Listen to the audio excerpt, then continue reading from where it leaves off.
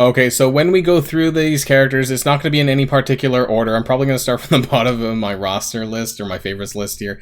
I do want to point out that a lot of these characters that I do recommend you upgrade, at least to the 6 and 7 level, are characters that I think typically have almost all of their abilities do damage. Now, there are going to be a few exceptions to this rule, and you'll find out pretty quickly who those are going to be, and you can probably see this from some of my favorites list right in front of us. But I'm going to explain for each of those characters that don't have a full slate of attacks, damaging attacks, why exactly I have them on the list. So let's get started with Emma Frost, the Queen of Ice. I think that's my new nickname for her. That's basically what she is.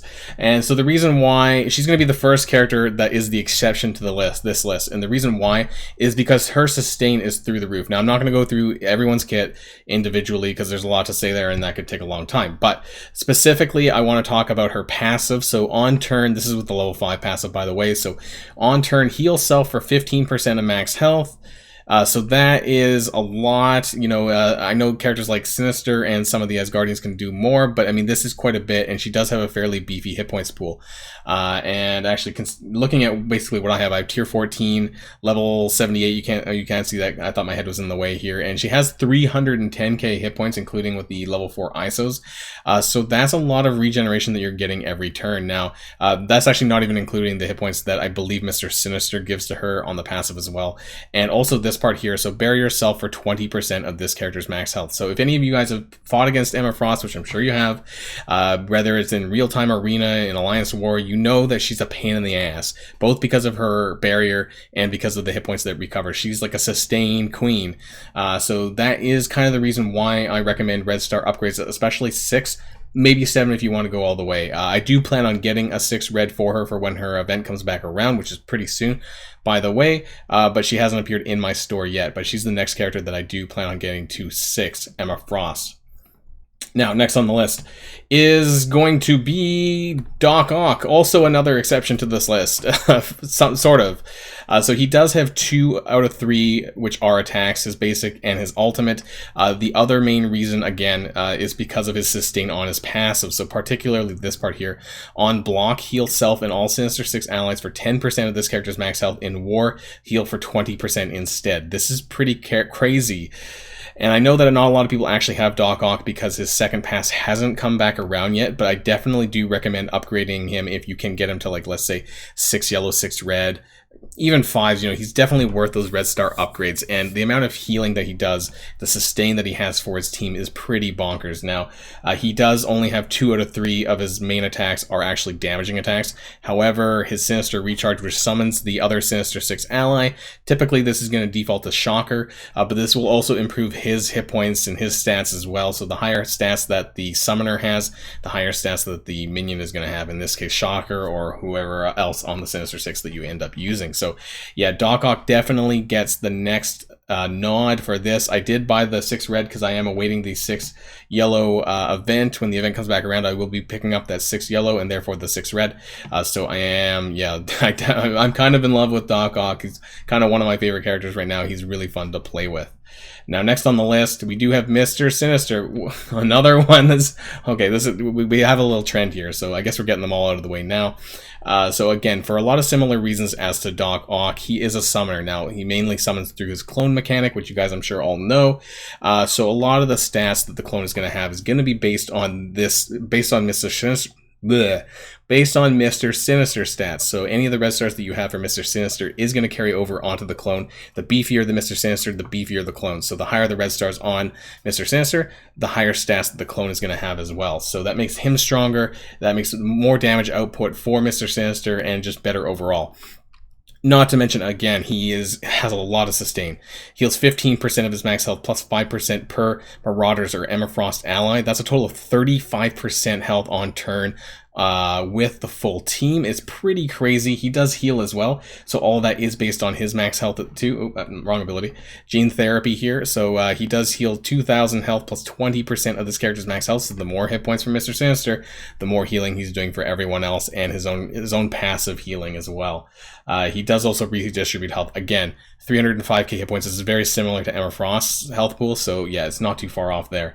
Another reason to pick up some red stars for Mr. Sinister. I did get him to 6.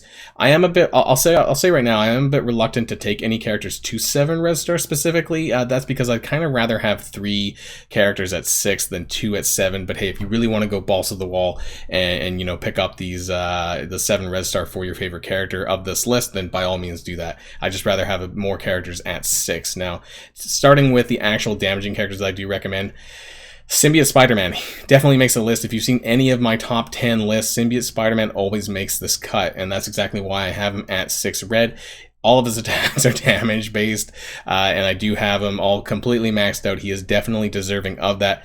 No brainer there. So the higher stats that he has, the more damage he does, the more sustain he has, and so on and so forth. So yeah, definitely a nod here for the damaging power of Symbiote Spider-Man.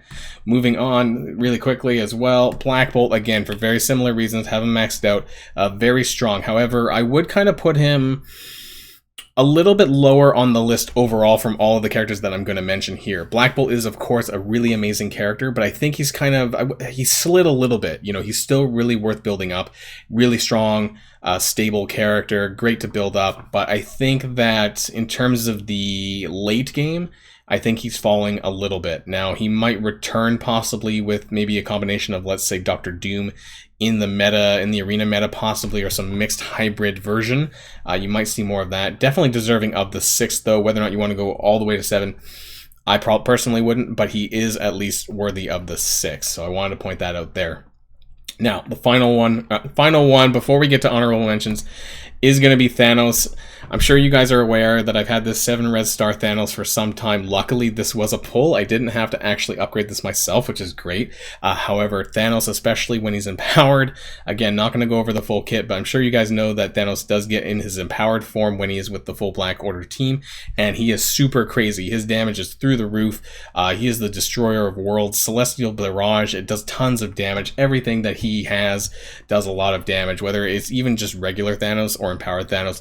Super amazing character. He is my top highest power character in the game, and definitely deserving, I would say, of the 7. He's probably the only one that I can say without a doubt deserves that 7 red star buff, because that extra 10% stats, while maybe might not make a huge difference for him being empowered with the Black Order team, I think it definitely does. So he is definitely one that should have that 7 red star. Now, before we finish up this video, there are a couple of honorable mentions I want to bring out, and I'm sure you guys have seen them, so we'll start again at the bottom, and that is going to be Hela. So Hela, again, is probably in a similar position to Black Bolt, a very, very strong, solid character. Having higher red stars on Hela not only, of course, improves her damage, she does have 3 damaging attacks, so that does fulfill the requirements that I kind of set out in the beginning. Also, it does improve the stats of the Undead Asgardian, aka Greg, so that makes him stronger. He does have some piercing damage, I'm pretty sure, here on his basic here, and Dark Sacrifice's special when he blows up is also more piercing damage, so he actually does a fair bit of damage if you have like a 6 red Hela. As you can see, I don't. That's because I don't use her as much overall as I used to. However, I'm still considering possibly taking her into Dark Dimension 4. I did take her into Dark Dimension 3, so she is quite broadly used. Just I don't know if you necessarily need the 6 on her anymore, just because of sort of late game considerations that you don't use her too much more broadly there. But she is at least worth the 5. Maybe a 6 if you really like her and want to do that. That's why I wanted to kind of give her a little bit of a nod here. So next on the honorable mentions list is CULL OBSIDIAN. He is the next most important member of the Black Order after both Thanos and Ebony Maw. So in terms of where to build your power, if you can, I would put CULL OBSIDIAN as a 3rd priority in that whole team, because he is the tank, but not only that, he does do a lot of damage. His base stats are very high. His stats are very high. I'm only at 5 yellow, 5 red, and he's at 300 and almost 360k. I do plan on getting the 6 yellow, 6 red for him. I heard through the grapevine that there is going to be potentially 100 shards of CULL OBSIDIAN coming around because of Dark Dimension 4, the winner of that. Also, we are going to be getting a CULL OBSIDIAN Blitz, so between the two of them, I should be able to pick up that 6 yellow and then therefore the 6 red when he does come around in the Elite Store. So I definitely recommend doing this. Obviously, if you don't have that many shards, because, you know, that's kind of hard to do and he is a premium orb exclusive, at least consider, you know, the 4-5 red upgrades, because he definitely deserves that as well. Very strong contender for the top slots there. Now, there are 2 other ones I want to briefly mention, and this is Phoenix And Phoenix, this was actually a natural 6 red pull. I didn't actually buy this, so I wouldn't actually recommend buying a 6 red for her. However, 4 or 5 I think is a bit reasonable. The reason why I don't say 6 or higher is that a lot of her usage, particularly in the late game, is Dark Dimension related, and therefore you don't actually need to, her stats don't matter as much. I say as much because it's for Dark Phoenix and the Vitality Drain, which is her special, which is what she does all the time. It is a steel percent based health. This doesn't actually matter how high powered she is, whether she's 4 red, 5 red, 6 red, doesn't really matter there. However, she does do a lot of damage, and that's why I think that maybe you could do it. I would say at least 5 is probably be good. That way it improves her survivability. And when you do get her into Dark Phoenix form, that you can actually do way more damage before she ends up dying, and therefore that helps too. The only reason why I don't completely recommend her at 6+ necessarily is because for me, I only use her in Dark Dimension related stuff, and in War, I don't use her in Arena anymore. I don't use her in Raids anymore, other than occasionally in Ultimate's last boss node, but other than that, her use is a bit dwindling, but definitely one to keep in mind though if you do want her survivability up a little bit more and her damage to increase. Now, the final honorable mention, Ebony Maw. The reason why I don't have him at 6 or 7 is because, again, actually none of his attacks except for his basic does damage. And the only thing that raising his red stars will do is increase his survivability, which is really important. Don't get me wrong, which is why I do have him at 5, but I'm not willing to take him higher than that. I personally don't feel that the extra hit points that he'll get out of a 6 red star and damage on his basic is really worth it. A lot of the character is kit based, so definitely important to get those yellow stars and get them to like 4 or 5 red. That's really important, but beyond that, personally don't think it really makes too much of a difference.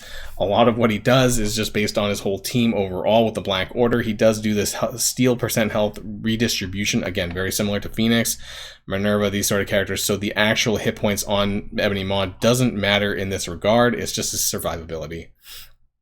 So for that reason, Ebony Maw doesn't get the 6 or 7 from me, but definitely try to get him up a little bit if you don't have good red stars on him anyways. And so, yeah, that's the end of my honorable mentions list and the list as a whole. Let me know if I missed any characters that you think should have been on this list in terms of red stars priority, but this is just my personal opinion, of course, so don't take it for gospel. But these are the characters that I typically have at 6 or above. Actually, now that I think about it, Thanos is my only 7 red star other than Squirrel Girl, who I pulled naturally as well. So I haven't actually ever upgraded anyone to 7 red, mostly to 6, and that's from my Dark Dimension 3 winnings and from the Chaos Theory monthly that comes back around in any other events that net gold promotion credits as well. So I hope this gives you a good idea of who I think deserves to be up there, at least to 6 or 7 if you want to take it up that high. And if this was informative for you guys, then please leave a like, smash that like button, and let me know if there's something wrong here or if I'm just crazy or not. So that's the end of the video, guys, and until next time, stay safe, and I'll see y'all later. Boylon signing out.